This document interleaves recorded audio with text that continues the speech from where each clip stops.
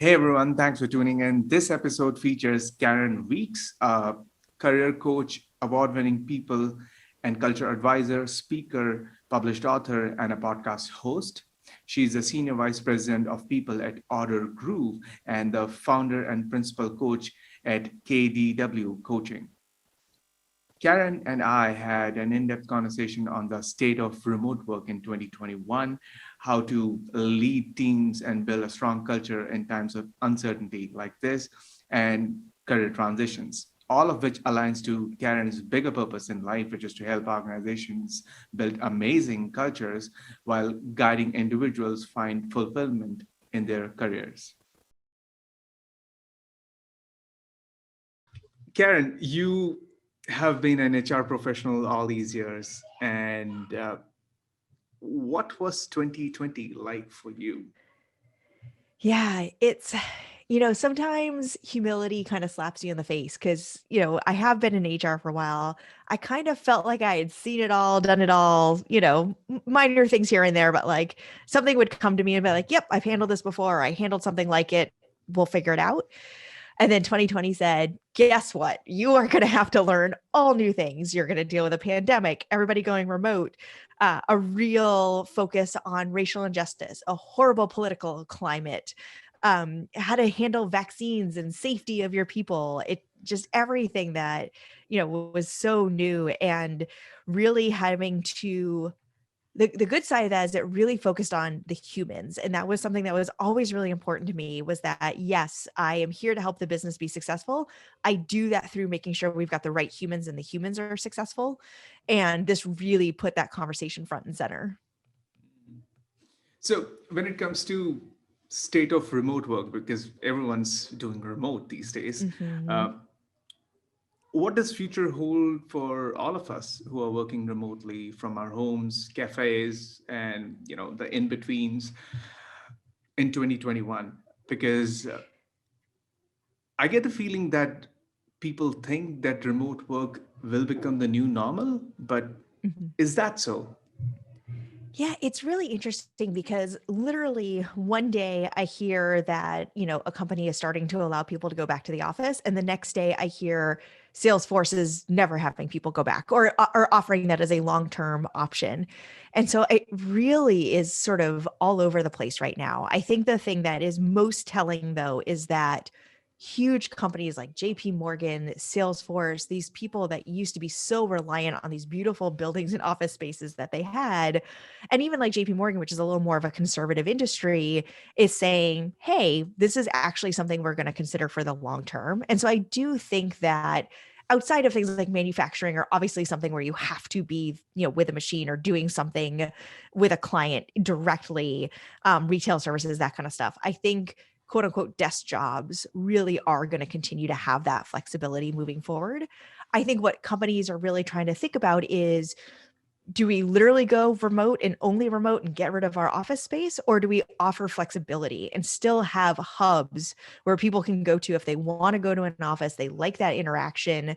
And then, but if you want to be remote, that's fine too. And I think that flexibility is probably where we're going to land for a lot of organizations. Mm, mm. And speaking of this change, what trends do you think are growing across the remote work landscape right now? Yeah, I think one thing that's really interesting, and actually Ordergroove was going through this before the pandemic, was what does like that social interaction, the culture, quote unquote, what does that actually mean? Mhm. It's not happy hours and bowling and that kind of stuff anymore. There needs to be more substance behind it. And so when you think about team bonding, communication, morale, engagement, understanding your role within the business, getting to know your peers outside of the people you work with every single day, how do you build that into a place where people are remote? And I think that is the biggest thing that organizations actually have to change how what their investments are and where they sort of put their money, because it's not, those big social events anymore. Even when we go back, people are not going to be in the same city anymore. And I think in general, we're going to have to think about that differently. So we do a lot more small group things. We're putting a lot more money into individual allowances that people can use for what they want versus, oh, here's a team budget that you have to use for dinner. It's much more, what is important to you, individual. You can use it for wellness, development, home office setup, whatever is important to you. And when we talk about teams in general, the number one question among leaders and managers across the board is this: how are we going to manage performance when everyone is working remotely? Yeah, I think it comes back to, and that really came through loud and clear in 2020 because expectations changed. Mm-hmm. Literally, businesses changed, team members changed, what you were focused on was changing. I want to give you some flexibility because your life is changing. And so I think that it all will come down to, what do you actually expect out of this person? What are their goals? What KPIs are they supposed to be hitting? How do you expect them to demonstrate like the softer skills and competencies and behaviors and those sort of things, and really have that clearly laid out so that you're using objective data to then give feedback and give performance management conversations, because you're working off of something you both agreed to upfront versus, well, I don't see you, so I don't know if you're doing your work. It's like, no, you told me I was supposed to produce X widget, or I was supposed to talk to 20 clients or whatever. I can prove that I did that. So here you go. Mm. So, so I've personally struggled with conversations, having constructive conversations around performance. Mm-hmm. It's hard to know for sure if one of the team members is actually doing the work, unless and until they deliver the work. And then there's this constant back and forth as to, okay, this is what the expectation was and this is what was delivered. Can we rework or can we tweak something or the other? Now, in your opinion, what's the best strategy for leaders to talk to their teams or talk to their team members in order to get the best out of them, given the circumstances? Yeah, I think it's two things. I think one is more communication. So this is where the onus really falls on the managers, is you need to reach out to your teams more, whether that's daily stand-ups, whether that is a Slack message in the morning, a Slack message at night, not from a micromanagement babysitting standpoint, but truly just to check in, like, what's the top thing for your day? What was a win? What was a struggle? How are you doing? How can I help you? And so just having more consistent check-ins, I think, will help open up those conversations if you do have to have something constructive, because it doesn't feel like, I haven't talked to you for 5 days and now you're telling me I'm doing something wrong. Like, what the heck? So I think that's one thing, is more communication. I think the other thing is asking a lot of questions. Mm-hmm. So you don't know what they're doing every day because you can't see them unless you have them on a Zoom all day or something. So starting those conversations with questions around, how's work going for you? What struggles are you running into? Do you have any roadblocks? We used to do it this way. We had to adjust. How's that going for you? And so you're sort of getting their mindset and where they're seeing themselves. And then if you are concerned about something, you can say, that then leads into, because I'm noticing this, or it feels like this is different, or I was expecting X and I got Y. But you've sort of already understood their mindset and what's going on in their life just in general, let alone their work, versus leading with assumptions of, you didn't do this thing and that's wrong. That's making so many gross assumptions that it's better to lead with questions first. Yeah. So speaking of turning on Zoom all day, I remember like a couple of years back, I think it was on Zoom's blog, or Zoom's official blog, in which they had this water cooler. I mean, essentially, the idea was they would turn on Zoom, and if all of their employees will basically get to see what's really going on. They were basically branding it as the water cooler moment, something like that. And Yep. I also noticed that like 2 to 3 influencers were basically streaming their entire workday live. Wow. So that was like fascinating, and so it could be done. I think the whole idea was to make sure that they're engaging with their audience, like someone with like 1,500 followers or I mean, they know exactly, I mean, whoever the person they are following, they know exactly what this person is up to, and they can Mhm. engage in a live conversation. I mean, it's a great way to engage with your audience. I believe a version of that will be to turn on one of these hubs. I mean, turn on the cameras at one of these hubs and have people coming in, having conversation, having live conversations. It's fun, it's different, it's also intimidating because it's not something that you get to see and do on a day-to-day basis. Certainly uh, we never thought about it before 2020. Yeah. It's a really interesting point because our engineering teams do that actually, but it's within their teams because they used to, turn their chair and just chat with someone about, some code they were writing or a project they were trying to work on. And so they actually have this like open hangout that they go to and they kind of pop in and out. And if someone's there, they chat or whatever. So, but it's a much smaller condensed group. So it's, probably feels a little safer. The funny thing is we actually did try that pre-COVID. So we have a team down in Argentina and the engineering, and so half the team's there and half the team was in New York. And so we tried that on one of the monitors as they were all in a WeWork kind of place down there. And so we put a camera there, we put a camera in our office so they could like see each other just kind of interacting and they'd wave every once in a while or whatever. It sort of worked. I think the theory was there, but they were a little self-conscious. But yeah, it's that's the thing actually I miss the most and being the on the HR team is I used to glean so much into how someone was doing when I bumped into them in the kitchen, walked, down the elevator with them, saw them come out of a meeting and they were either super excited or not so much. Mm. That I saw so much of that stuff. That was some of my most valuable moments, not like the pre-scheduled one-on-ones. And so I really miss that and staying connected to the team.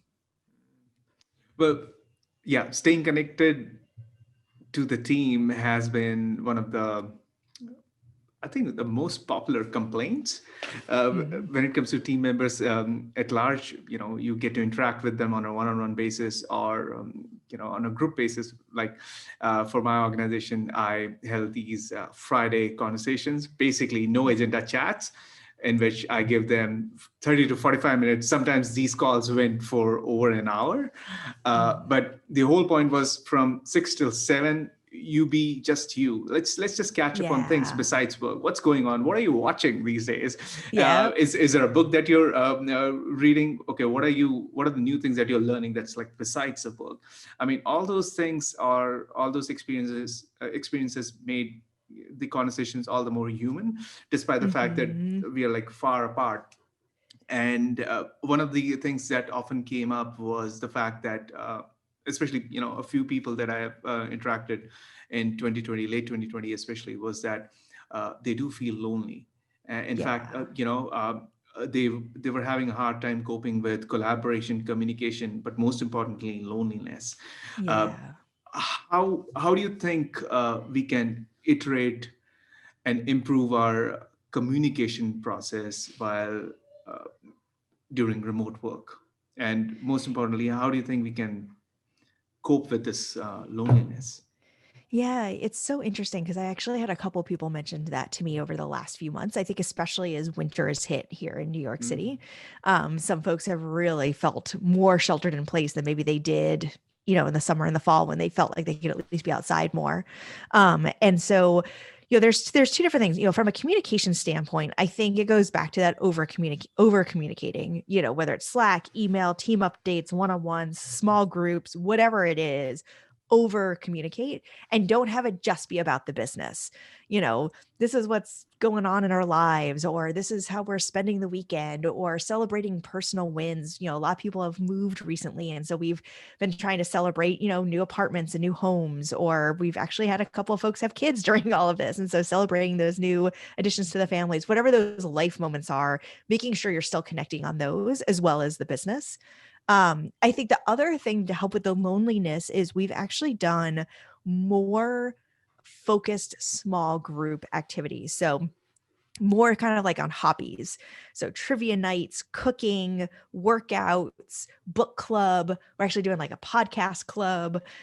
We've done like some movie nights where maybe it's only 5 or 6 people, but they're coming together with a shared interest Yeah. and connecting. And yes, of course, you start by talking about the book, but then it kind of makes you think of a client or this or that. And you kind of start chit chatting a little bit about work, not too much, but it just kind of opens up those conversations. And it's different people every time. So the people in the book club are different than the people who do the cooking class. And so I get to interact with different people in those groups. And I think that has been one thing that people have really enjoyed. Now, the trick of that is, Zoom fatigue, and I've got kids at home that I'm trying to take care of, and I can't join one more meeting. So we've tried to do some offline stuff as well, but those have definitely, I think, helped people feel connected a little bit more so than usual. Mm.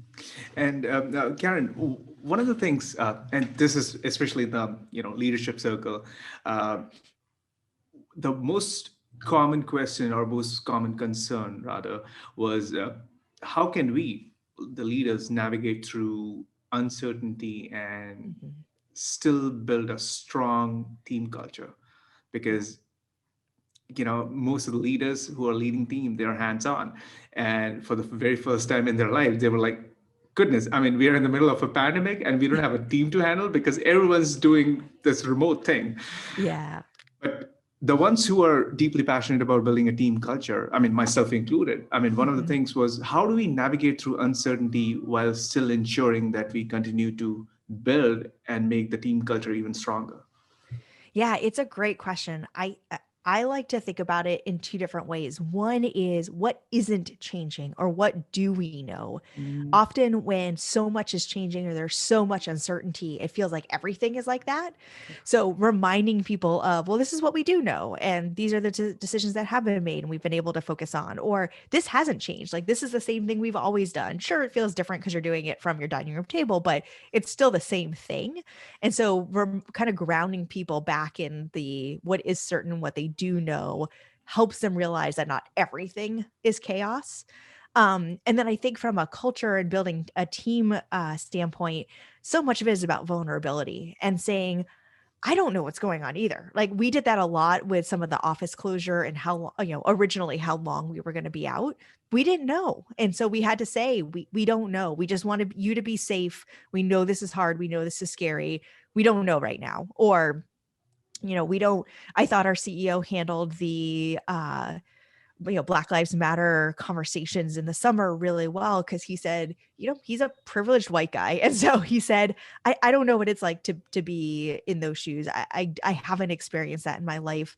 All I know is that I think that's horrible and I'm an ally and I want to help. I don't know how to help, but I want to help. And so by just showing that kind of vulnerability, I think that I think a team really appreciates that, especially if it's balanced with but this is what I do know, or this is how I know I can help. And so I think that balance is a great way to show strong leadership and really help keep your team feeling connected and growing strong. yep. Wow. Uh, those are like fantastic insights, Karen. One of the other things, or rather the other side of the coin, we've been talking about teams, we've been talking about people who are part of organizations, but there's this other side who are no longer part of the organization Yeah. or who are planning for career transitions, and some of them didn't have a choice. Yeah. And some of them did make a choice.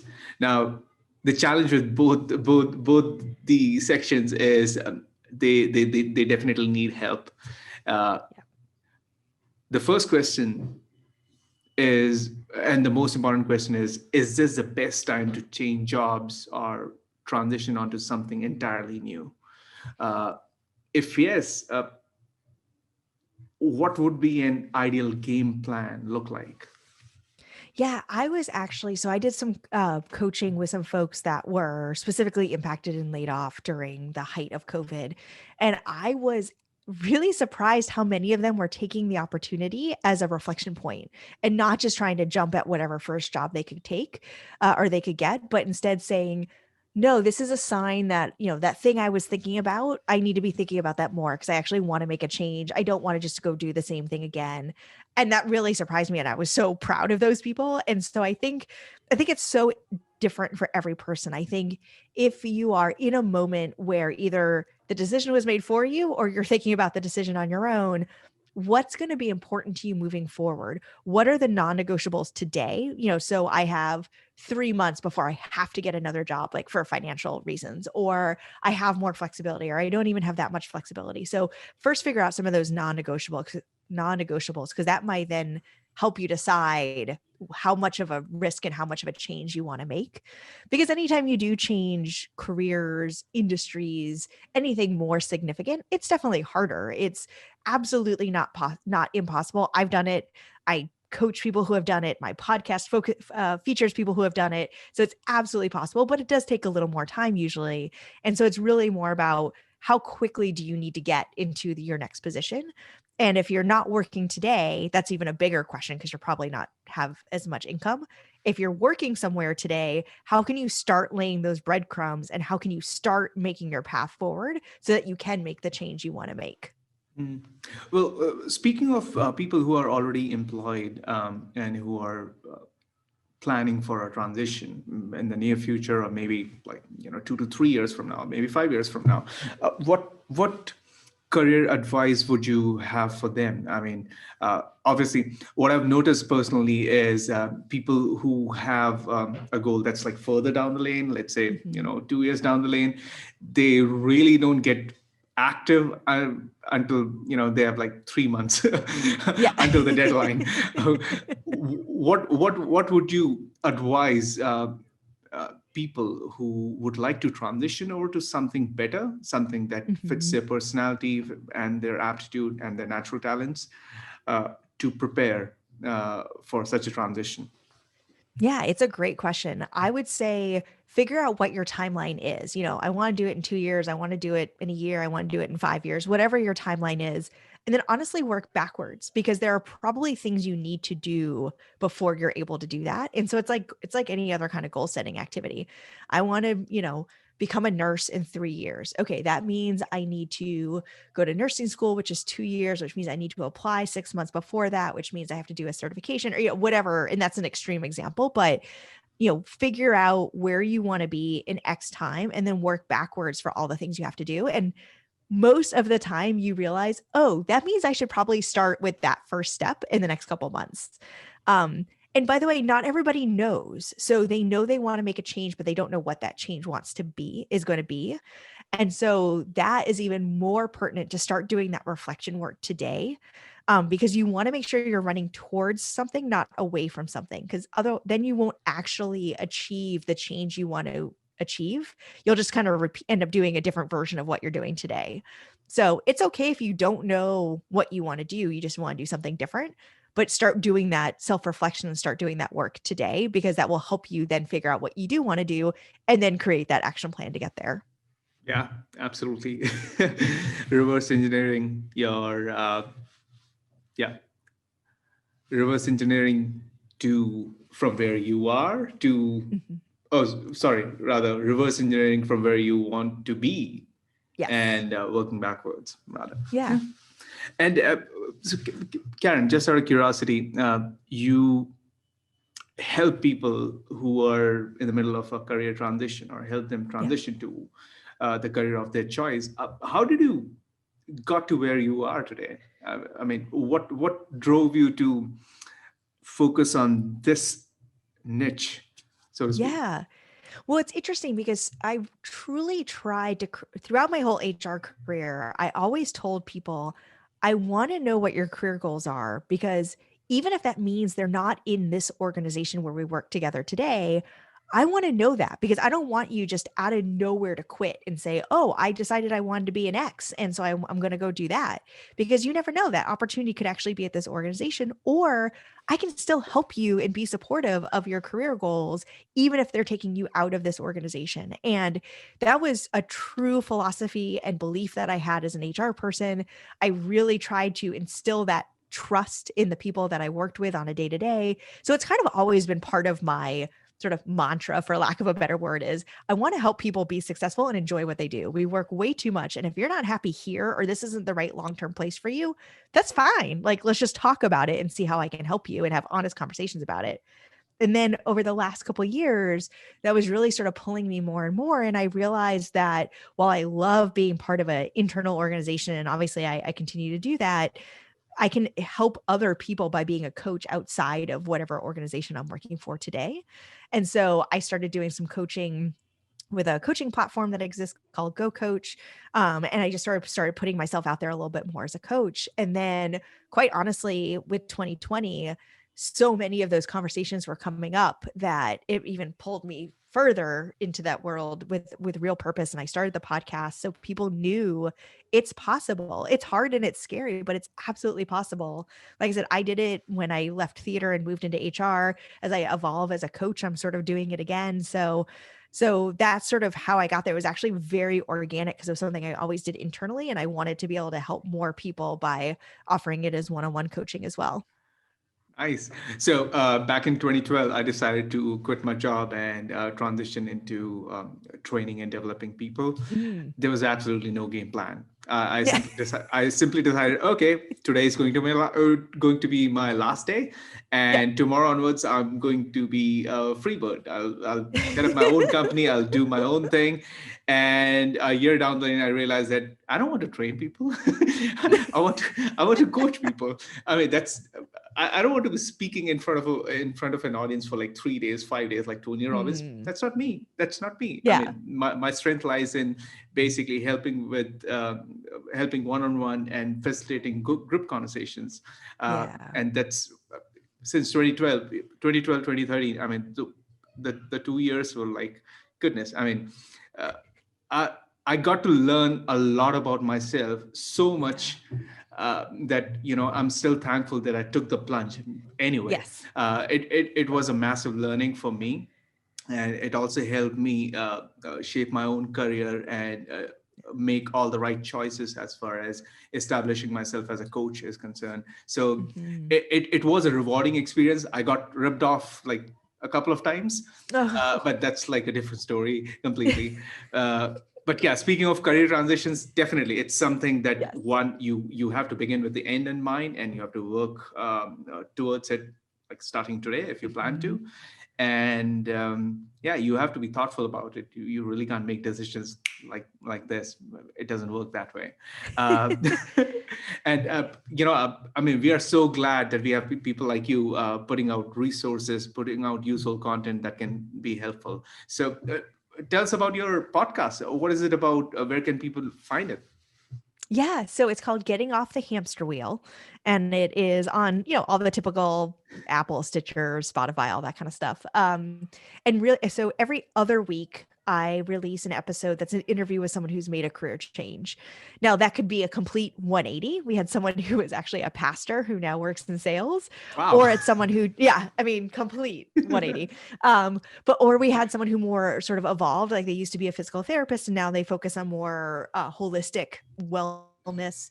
We have folks that focused on, look, I still need my 9 to 5, but I do this as a side gig, and that's how I find my purpose. And I don't feel like I'm the hamster wheel because the side gig is what sort of drives me. So it's all kinds of different stories. But the point is that they've realized that in their career journey, they didn't want to stay on the same thing over and over again.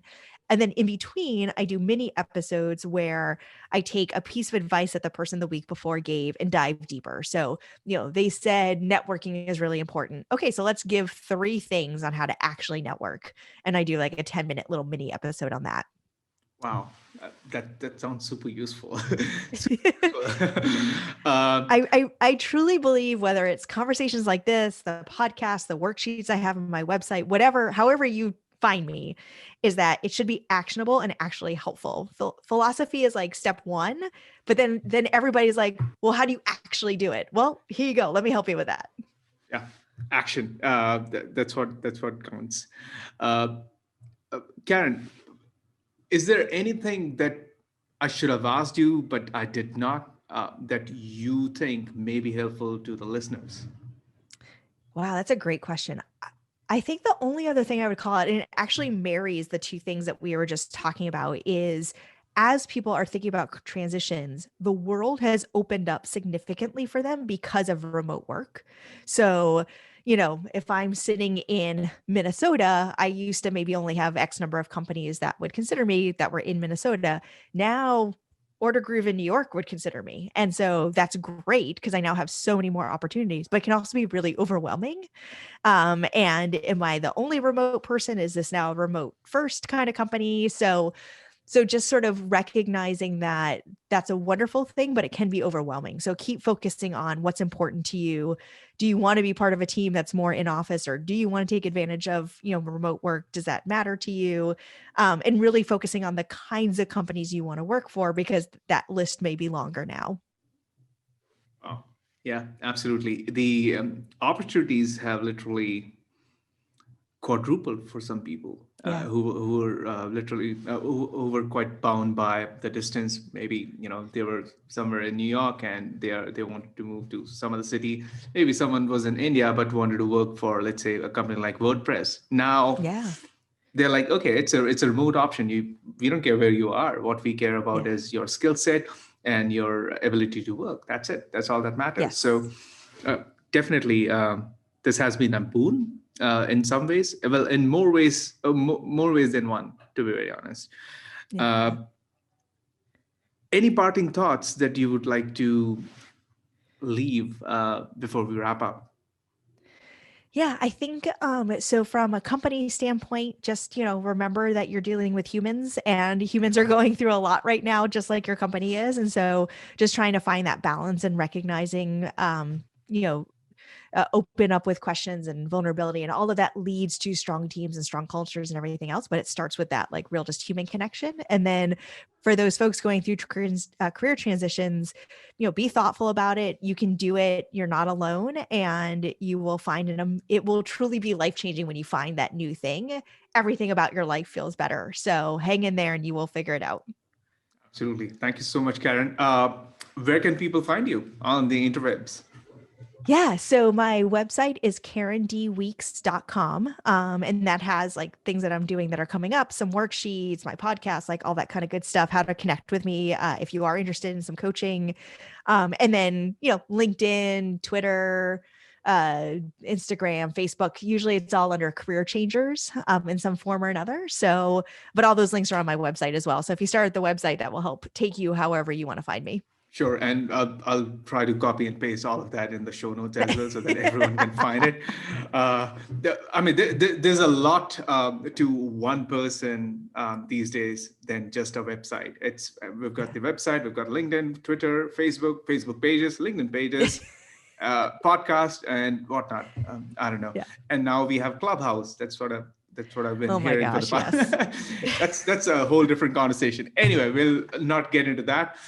Thank you so much for your time, Karen. Appreciate it. And we should be doing a round 2 sometime. Wonderful. Cool. Thank you so much for Thank you. having me. All right. Cheers. Thank you so much for listening in. I'll leave the important links and references in the show notes below. And unlike last time, I'm not going to promise you what's coming up next, because you know what happened last time, right? In October 2020, I promised you something like coming up with a masterclass, sharing it with you, which I wasn't able to do. And the same thing happened with this interview. This interview was, I think, recorded in late January or early February this year, and it's March 2021. Well, it's the 29th of March that I'm rolling this out. Not good. That's shoddy timing on my part. That's me procrastinating and letting my schedule ruin it for me. I'll try to be better and show up often with more valuable content so that I'm able to make the most of this platform, this podcasting platform. There was a reason why I came up with the idea with the podcast in the first place, so that I'm able to make connections, get to meet a lot of people, and get to add value to the listeners. And I just haven't been able to do that. I just haven't been able to prioritize this, and the fault is my own.